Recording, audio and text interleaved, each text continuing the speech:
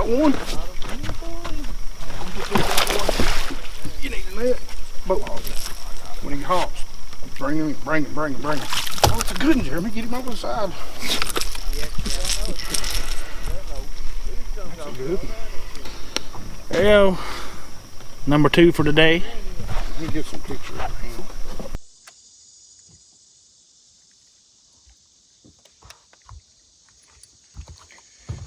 Hey guys, BassGeek here, and today I'm going to talk to you about how to fish an underspin during the summer. And we're even going to talk about the mag underspins.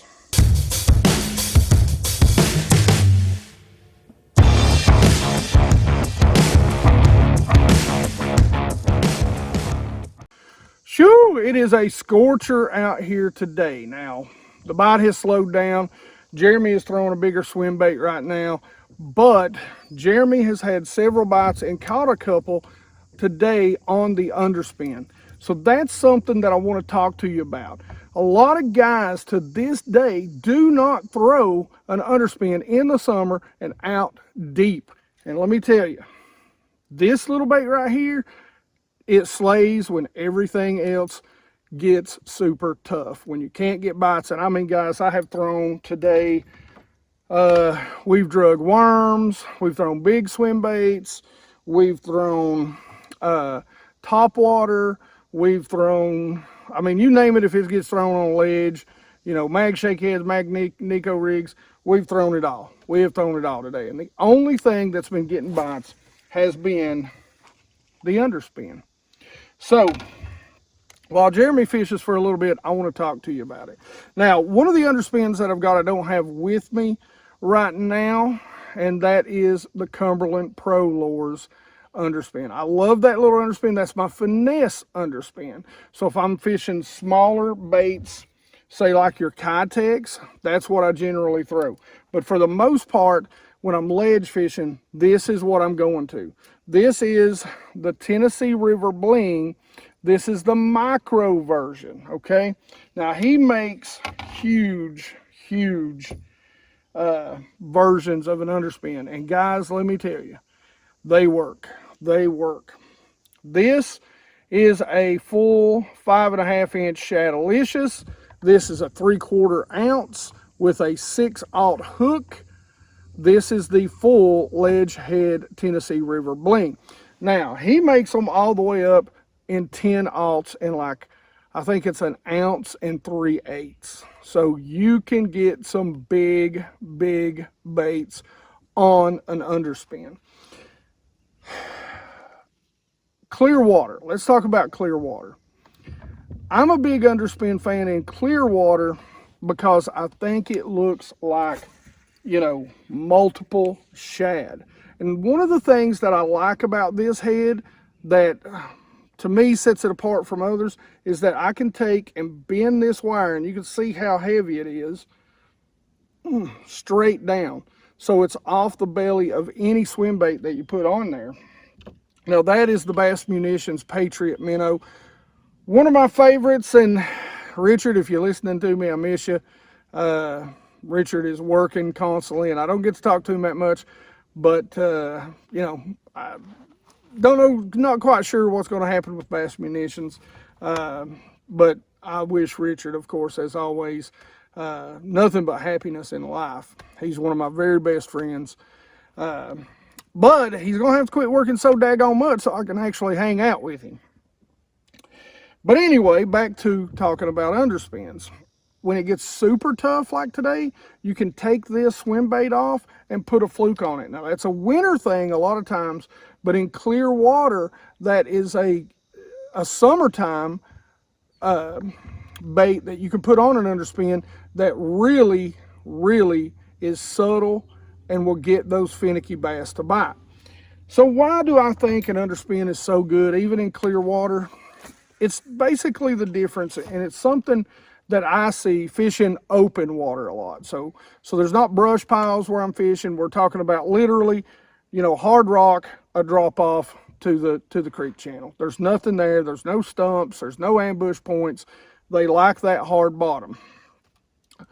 And so in the clear water, I think the reason why it works so good is because the blade is directly under the bait. So it doesn't get the amount of flash that, say, a spinnerbait would. A spinnerbait blade is going to be on top, and what ends up happening is it gets direct sunlight. This is a little lower, it's a little more muted, it's a little more natural. Smaller blades, but they still give off a little extra thump, but it's a very light thump. For me, of course, in clear water, I'm going to fish, a swim bait, and I'm going to fish a swim bait that is a little more natural. A ghost shad, a natural shad.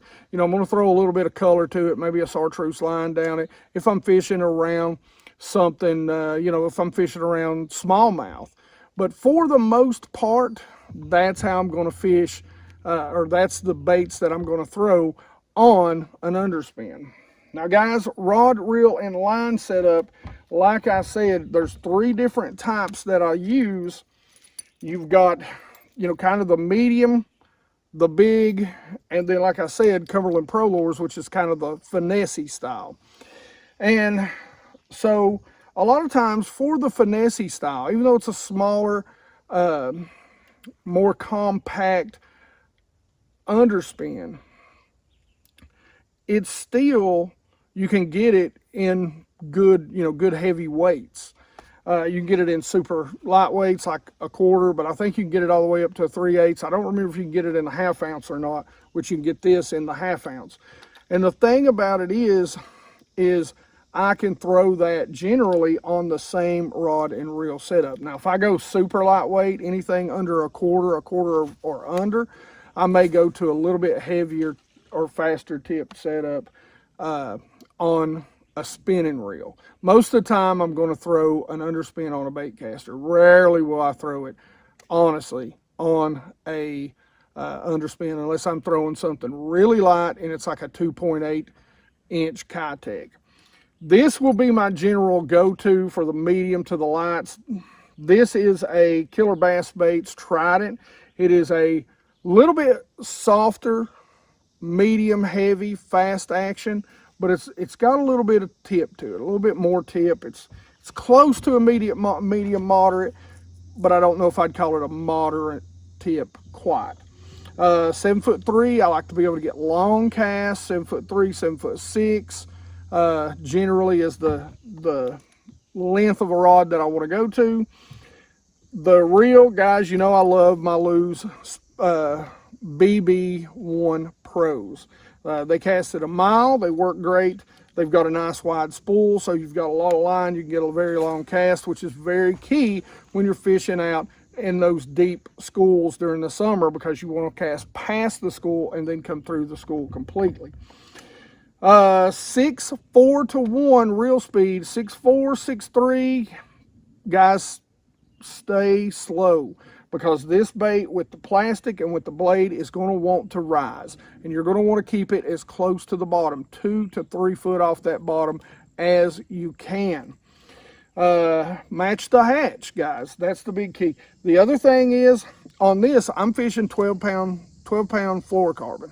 12-pound fluorocarbon. So clear water, open water, the smallest line you can get away with, and I've caught 4s and 5s on that with 12-pound. I mean, if you can't get away with 12-pound test, then you're just doing something wrong 90% of the time. Something else. Now, if I'm throwing these, a 3/4, generally I'm going to go up to a 7.6 heavy.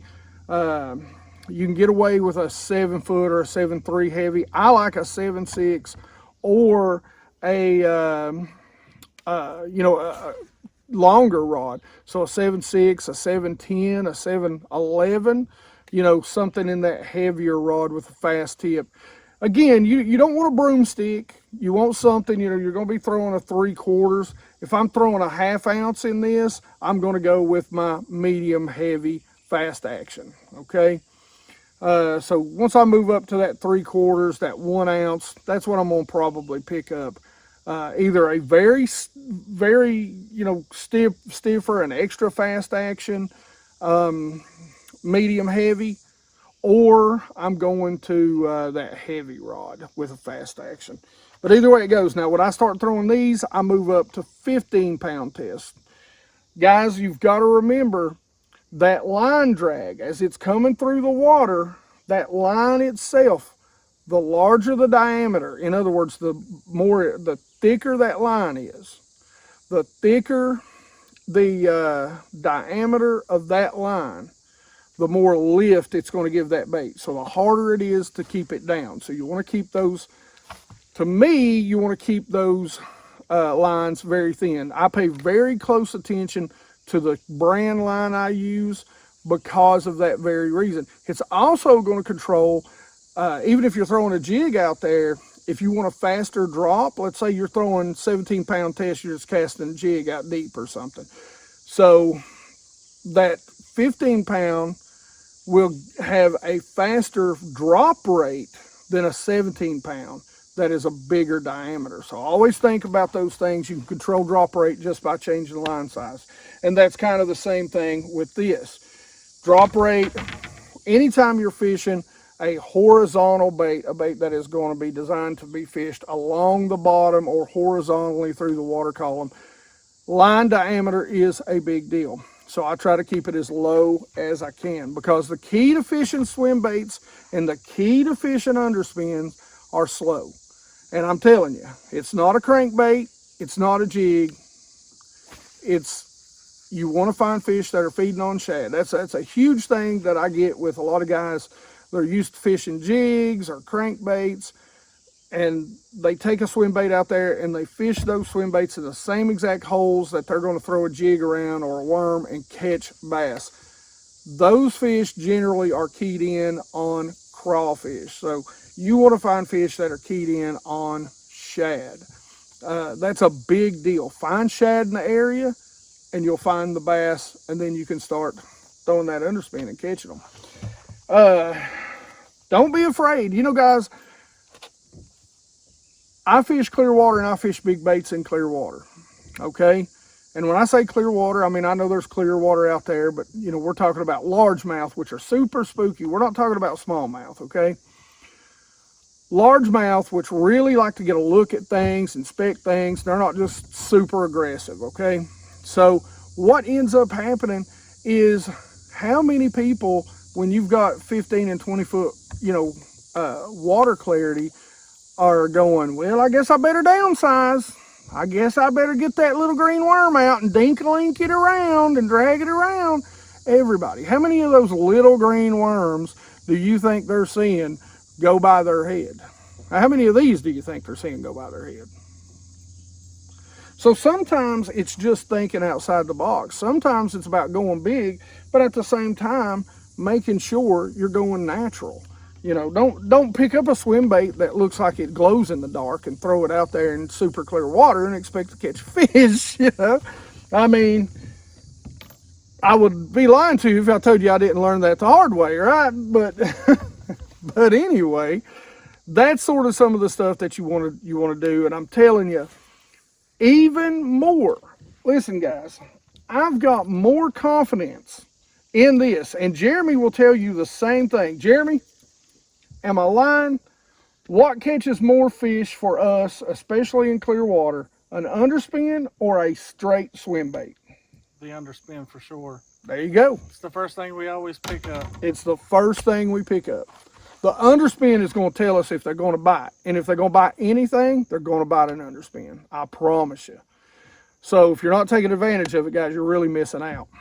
Just don't do it on Top Secret Lake P. They see it, they've seen too many of them, and they're hard to catch. I'm just joking. That's just a joke. Don't nobody get your panties in a wad, all right? All right. Let's let my buddy Jeremy show you how we fish it. All right, guys. So one thing I'm going to show you about what Jeremy's going to do. I don't know if you can see the line, but it's actually, you'll see it, it'll raise, then he'll feed it line. It'll raise, that means it's dropping. So the bait's pulling, it's raising the line, he's feeding line. So once it stops raising, he knows it's on bottom. And then once it's on bottom, he's going to click that. There it is. He clicks it and then starts it reeling. He'll give it a couple of quick turns just enough to get that blade spinning. But what that does is it keeps that bait moving. So how many shad do you see go to the bottom and just lay there for a minute and then jump up and start swimming along like nothing's going on, right? So he's made a cast past the school that we have out here.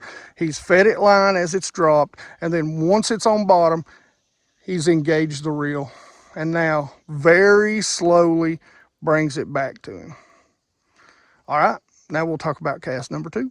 All right, so this cast, guys, what we're doing is we're counting it down. So we're at about a 3 1,000, 4 1,000, 5 1,000, 6 1,000, 7 1,000. So let's say if those fish were right out there where Jeremy just cast is about 20 feet. So if that bait drops, let's just say a second, it's probably gonna drop a little bit faster than a second. We're gonna be down just past that 10-foot range. We've seen them suspend at about 15, so that'll put us probably right at that 12, 13-foot range. And then you want to reel real slow, just like Jeremy's doing. Really, real slow. That's a key, guys, all the way to the boat, because guys, these bass will follow the bait all the way to the boat. So be ready. You'll feel the lure change weight just a little bit once it changes trajectory, if I can say the words, as it starts to come up once it gets close to the boat. And a lot of times that'll trigger bites, guys. So be ready for bites at the boat. So guys, and there's a lot of different ways to fish it. I mean, you can parallel banks with it.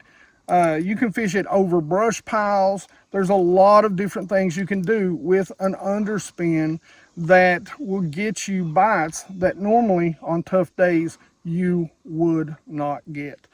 So make sure you check it out. No matter what underspin you try, like I said, one of my 2 favorites are Ledgehead and Cumberland Pro Lures. Make sure you go check those out. Links will be in the description. Got a 10% off for Ledgehead, but just make sure you get out there on those tough days.